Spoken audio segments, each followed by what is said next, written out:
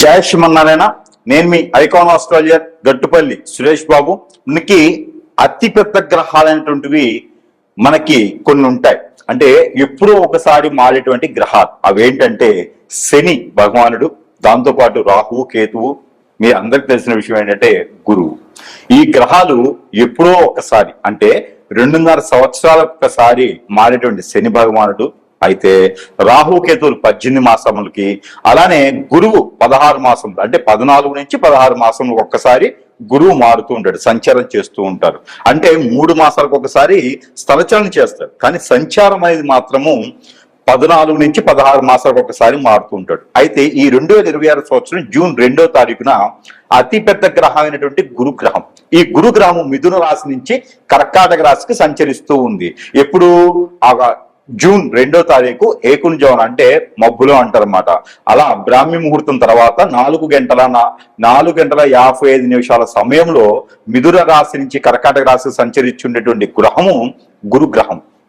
ఈ యొక్క గ్రహము సంచారము కర్కాటక రాశిలో అక్టోబర్ 31వ తారీఖు వరకు కూడా సంచరిస్తూ ఉంటుంది. ఆ తదుపరి సింహరాశికి వచ్చి సంచరిస్తూ ఉంటుంది మరొక 3 మాసాల వరకు కూడా.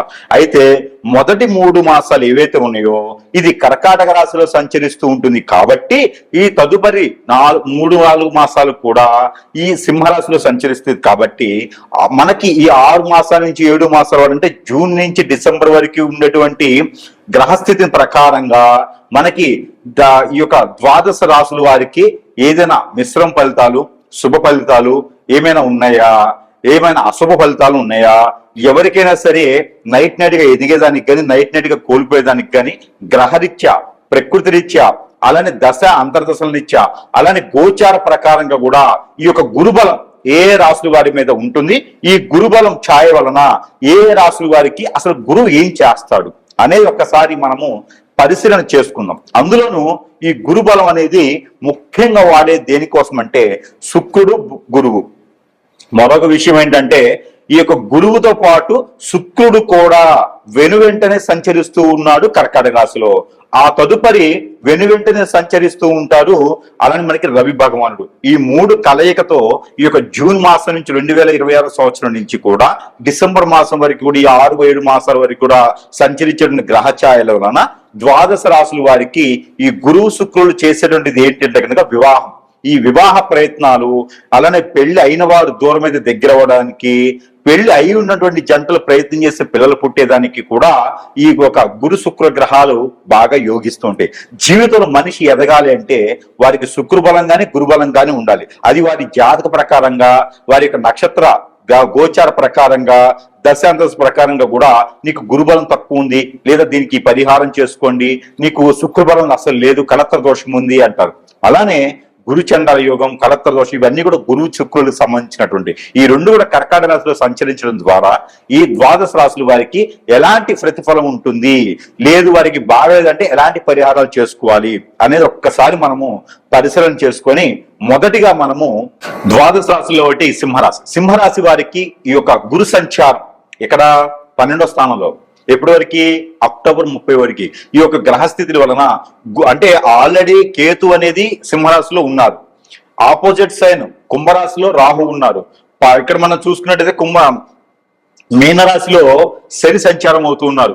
ఈ యొక్క అతిపెద్ద గ్రహాలు వీటితో పాటు ఇప్పుడు ఇంకొక అతిపెద్ద గ్రహం 12వ స్థానంలో రాబోతుంది. కాబట్టి దీని వలన సింహరాశి వారికి అందరిలో ఈ యొక్క సందేహం ఇంకా చూస్తూనే ఉన్నారండి. చాలా మంది ఇటీవల కాలంలో కూడా చాలా మంది పర్సనల్ ఒక హరస్కోప్ అంటే వారి యొక్క వ్యక్తిగత జాతకం కూడా భయంతో ఏదో వీళ్ళకి ఏదో వైరస్ వస్తుందనే టైపులో భయంతో వచ్చి చూపించుకున్న వాళ్ళు చాలా ఎక్కువైపోయినారు. కాబట్టి సింహరాశి వారికి కేతు వచ్చినా, రాహు వచ్చినా, శని వచ్చినా, లేదా గురువు వచ్చినా, లేదా శుక్రుడు వచ్చినా, రవి వచ్చినా ఏం టెన్షన్ తీసుకోకండి.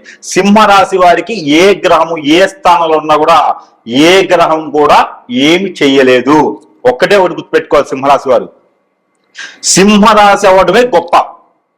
కాబట్టి వారిపైన ఈ 12వ స్థానంలో కాదు, 10వ స్థానంలో కాదు, 8వ స్థానం, 9వ స్థానంలో కాదు, ఎలాంటి గ్రహం ఉన్నా ఆ గ్రహానికి సంబంధించిన ఛాయ 0.5% మాత్రమే కనపడుతుంది.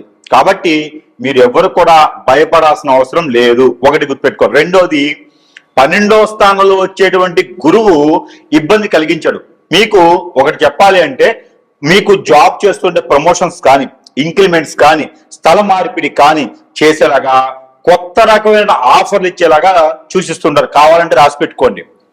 మరొకటి, అక్టోబర్ 31వ తారీఖు లోపున మీరు ప్రయత్నం చేసి చూడండి, మీకున్న జాబ్ కి ప్రమోషన్ రాకపోతే అడగండి. రెండోది, ఫైనాన్షియల్ గా ఉండేటువంటి విషయాలు, వ్యక్తిగతంగా మీరు ఏదైనా ఇబ్బంది పడేటువంటి ఆరోగ్య సమస్యలు, మీకు ఏదైనా గండాలు వచ్చినా, ఎప్పుడో పూర్వకాలంలో అంటే పూర్వం 2-3 సంవత్సరాల క్రితం భయాన్ని ఇచ్చి, అడ్వాన్స్ ఇచ్చి, టోకెన్ పేమెంట్ ఇచ్చి తీసుకోకుండా వదిలేసిన స్థలాలు, ఇళ్ళు, వాకిళ్ళు ఏదో ఒక దానికి పెట్టుకున్నారంటే అవి కూడా క్లియర్ అవుతాయి. ఇంట్లో ఎవరైనా ఇబ్బంది పడుతున్నారు, ఇంట్లో ఏది ఉపాధి అవకాశం దొరకట్లేదు, అన్ని రకాలుగా సమస్య ఉందంటే కూడా అవి కూడా మీరు క్లియర్ చేస్తారు.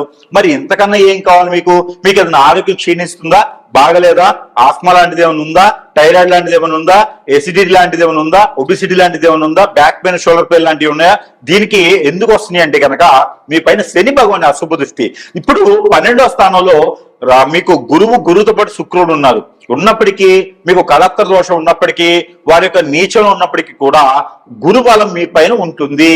ఇది కేవలం సింహరాశి వారికి ఉండేటువంటి అదృష్టం అని చెప్పుకోవాలి. ఇక ఒకటైతే చెప్తా, పెళ్లిళ్ళు చేసుకోకపోవడం మంచిది. ఆల్రెడీ అయిన వాళ్ళైతే అనుమతించండి. ఇక మాత్రం కొత్తగా పెళ్లి చేసుకోవాలి, ఈ సంవత్సరం ఇంక తప్పట్లేదు అనుకున్న వారైతే మాత్రం ఖచ్చితంగా మీరు ఆగండి. ఈ యొక్క 2026 సంవత్సరం పెళ్లి చేసుకోవడం మాత్రం వద్దు. ఒక్కసారి కూడా పెళ్లి కాని వారు ఎవరైతే ఉన్నారో వారు ఈ సంవత్సరం కూడా చేసుకోకండి. ఎప్పుడైతే గురువు, ఎప్పుడైతే శుక్రుడు కన్యా రాశిలోకి ఆరంభం అవుతారో అప్పుడు మీరు పెళ్లి చేసుకునే దానికి బాగుంటుంది. ఇది ఎప్పుడవుతుందో తెలుసా అండి? వచ్చేటువంటి 2026 జూన్ మాసంలో అవుతుంది. అంటే దాదాపుగా సంవత్సర సమయం వారికి, ఈ ఏడాది కాలం కూడా సింహరాశి వారి పెళ్లి చేసుకోకపోవడం మంచిది. ఇంకా మీరు గురువు గారు, మరి మా అమ్మాయికి వయసు అయిపోతుందండి, మరి ఇప్పుడు అవకాశం వచ్చింది, మరి ఇప్పుడు చేసుకో తప్పలేదు, మరి లవ్ మ్యారేజ్ అంటున్నారు, మరి తప్పదండి అంటే దానికి పరిష్కారం ఏంటంటే, ఎవరైనా పురుషుడు పెళ్లి చేసుకోవాలనుకుంటే గనక, పురుషుడిని స్త్రీని పెళ్లి చేసుకోవాలి, సింహరాశిలో పురుషుడు అనుకుంటే గనక, మీకు ఎక్కడైనా సరే కొబ్బరి చెట్టు కానీ అరటి చెట్టు కానీ ఉంటే ముందు ఆ అబ్బాయి చేత వాడికి పెళ్లి చేయించండి. అలానే స్త్రీ ఉంది సింహరాశిలో అంటే గనక, మీకు తప్పలేదు పెళ్లి చేయాల్సింది అనుకుంటే గనక, రావి చెట్టు, వేప చెట్టు కలిసి ఉన్న దగ్గర వివాహం చేపించేసి 11 మంది భోజనాలు పెట్టండి. అప్పుడు ఆ దోషానికి పరిహారం అవుతుంది. పెళ్లి చేసుకున్నా కూడా 7 తరాలు కాకపోయినా ఈ తరమైన భార్యతో కలిసి ఉండేదానికి ప్రయత్నం ఉంటుంది. పిల్లలు వెనువెంటనే పుట్టేందుకు ఆస్కారం, అవకాశం అయితే ఖచ్చితంగా ఉంటుంది. అయితే ఆ వివాహం చేయించే తరుణంలో నవధాన్యాలు తీసుకుని నవగ్రహాలు కూడా శాంతి పలకండి. అప్పుడు ఏదైనా కొంతమేర ఉపశమనం ఉంటుంది. అలానే చివరిలో చెప్పే పరిహారం కూడా మీరు చేసుకుంటూ ఉండాల్సిందే. ఇకపోతే సింహరాశి వారికి ఆర్థికపరమైన ఇబ్బందులు, అలానే ఆర్థికపరమైన ఇబ్బందులే కాకుండా ఎవరికైనా డబ్బులు ఇచ్చి ఉన్నారా, ఎక్కడైనా స్థలాలు పొలాలు కొని నష్టపోయి, మోసపోయి, భంగపడి ఉన్నారా, ఎవరి చేత నష్టపోయి ఉన్నారంటే మీకు తెలిసిన వాళ్ళు చేయాలని నష్టపోతారు. ఖచ్చితంగా ఒకటేది చెప్పగలుగుతా, మీ బంధుమిత్రుల ద్వారా మీరు ఇప్పటివరకు కూడా ఎంతో నష్టపోయినట్టుగా మనం చూస్తూ ఉన్నాం. ఎప్పుడైతే మనం ఎదుటివారి సహాయం చేస్తామో వారు మనకి ఇచ్చేటువంటి రుణం ఎలా ఉంటుందంటే మన మీద శత్రుత్వం చూపిస్తారు. కాబట్టి ఎవరికి కూడా మీరు సహాయం చేయకండి. సహాయం చేసినా మళ్ళీ అడిగేంతగా సహాయం చేయకండి. అంటే మీరు మళ్ళీ మీరు తిరుగు అడిగేంత సహాయం చేయొద్దు ఎవరికి. దానివల్ల మీరు ఇబ్బంది పడతారు, శత్రువులు అయిపోతారు. దానివల్ల మీరు ఏం చేయాలో అర్థం కాదు, మరొకరికి నిజమైనటువంటి వ్యక్తులకు సహాయం చేయలేకపోతారు. కాబట్టి ఏదైనా బ్యాంకింగ్ సెక్టార్ కానీ, ఫైనాన్స్ సెక్టార్ కానీ, లేదా షేర్స్, మ్యూచువల్స్ లో కానీ ప్రయత్నం చేయండి. ఖచ్చితంగా అనుకున్న స్థానానికి వెళ్తారు. మీడియా రంగం, సినీ రంగం కూడా మీకు అద్భుతంగా ఉంటుంది. కాబట్టి ఇలాంటి వాటిలో మీరు ముందుకెళ్ళొచ్చు. జూలై మాసంలో విదేశీ ప్రయత్నం చేస్తే ఖచ్చితంగా వెళ్తారు. ఆగస్టు మాసంలో పెళ్లి చేసుకోవద్దు, కానీ మన అమ్మాయి మన అబ్బాయి అనిపించుకోవచ్చు ఏదైనా ప్రాబ్లం, సమస్య ఉంటే గనక. సెప్టెంబర్, అక్టోబర్ మాసాల్లో మీకు ఇళ్ళు, వాకులు, వాహనాలు ఏదైనా కొనుగోలు కావాలంటే చేసేదానికి ప్రయత్నం చేసుకోవచ్చు. కొత్తగా ఏదైనా వ్యాపారం మొదలు పెట్టాలంటే కనుక అక్టోబర్, నవంబర్ మాసాల్లో మొదలు పెట్టండి. ఖచ్చితంగా అనుకున్న స్థానానికి, అనుకున్న స్థాయికి వెళ్లేందుకు వరకు అవకాశం ఉంటుంది. పార్ట్నర్షిప్ వ్యాపారాలు అయితే మనికిరావు. భార్యాభర్త అయితే కనుక ఖచ్చితంగా చేసుకోవచ్చు. అలానే పెళ్లి చేసుకోవాలి అనుకున్న వారైతే కనుక సింహరాశిలో పుట్టిన వారిని కూడా చేసుకోవచ్చు. గురుబలం మీకు అద్భుతంగా ఉంది. ఎవరు ఏది చెప్పారని బట్టి నమ్మకండి. ఇలాంటి బాగర్స్ మాటలు నమ్మేసి మీరు అనుకున్న పనులు ముందుకెళ్లకుండా అనేదిగా కూర్చోకండి. మీరు ఏదైనా ఉంటే ప్రయత్నం చేయండి. ఖచ్చితంగా వెనకడుగు వేయకుండా ప్రయత్నపూర్వకంగా ముందుకు వెళ్ళొచ్చు. ఈ పరిహారం కూడా చేసుకొని అదృష్టవంతులు అవ్వచ్చు. అయితే ఈ రాశి వారు కనుక ఈ గురు బలము శుక్ర బలము మీకు నిండుగా ఉండాలి, మీరు అనుకున్నటువంటి పనులు కావాలి అనుకుంటే ఉపశయనం మాత్రం లభ్యపడుతుంది. ఏ గ్రహం కూడా మనకి ఉపశయనం లభ్యపడుతుంది కాబట్టి మీరు ఈ చిన్నపాటి పరిహారం అనేది మీరు చేసుకోవచ్చు. దానికి ఏంటంటే కనుక మీరు బాగా గుర్తుపెట్టుకోవాలి పరిహారాన్ని. మీరు ఈ వీడియో ఈ పరిహారాలు చూసుకొని మీరు పాటించినట్టయితే అన్ని విధాలుగా కూడా మీకు సహకరిస్తుంది గ్రహాల యొక్క స్థితిగతులు. అవి ఏమిటంటే కనుక మీరు ఆదివారం రోజున మీరు స్నానం చేసేటువంటి నీటిలో ఈ దాల్చిన చెక్క అని ఉంటుంది, ఆ చెక్క పౌడర్ కానీ చెక్క కానీ వేసుకొని స్నానం చేయండి. సోమవారం రోజున పన్నీర్ కానీ రోజ్ వాటర్ కానీ వేసుకొని స్నానం చేయండి. మంగళవారం రోజున పసుపు ఒక చిటికెడు వేసుకొని స్నానం చేయండి. బుధవారం రోజున కర్పూరం బిళ్ళలు నీటిలో వేసుకొని ఒక 2 స్నానం చేయండి. అలానే గురువారం రోజున తెల్ల ఆవాలు కొన్ని వేసుకొని స్నానం చేయండి. శుక్రవారం రోజున మనకి చున్నం కానీ లేకపోతే గనక కుంకుమ కానీ వేసుకొని స్నానం చేయండి. లేదు అంటే గనక ఇలాచీ కానీ, లేదు అంటే గనక లవంగా కానీ అక్కడ శుక్రవారం రోజున ఏదో ఒక వస్తువుని నేను చెప్పిన వాటిని వేసుకొని స్నానం చేయండి. శనివారం అయితే గనక మీరు ఖచ్చితంగా ఉప్పుతో కానీ లేదా నల్ల నువ్వులతో కానీ ఒక చిటికెడు నీళ్ళలో వేసుకొని స్నానం చేయండి. ఇలా గనక మీరు స్నానం ఆచరించినట్లయితే ఒక గురుగ్రహమే కాదు, ఒక శుక్రగ్రహమే కాదు, ఒక రవి గ్రహమే కాదు, ప్రతి గ్రహం ఉన్నటువంటి నెగటివ్ నరదిష్టి మీ మీద పోయేసి ఆ గ్రహాల యొక్క స్థితిగతులన్నీ కూడా మీకు సమపాల కూడా వస్తూ మీకు అన్ని విధాలుగా బాగుంటుంది.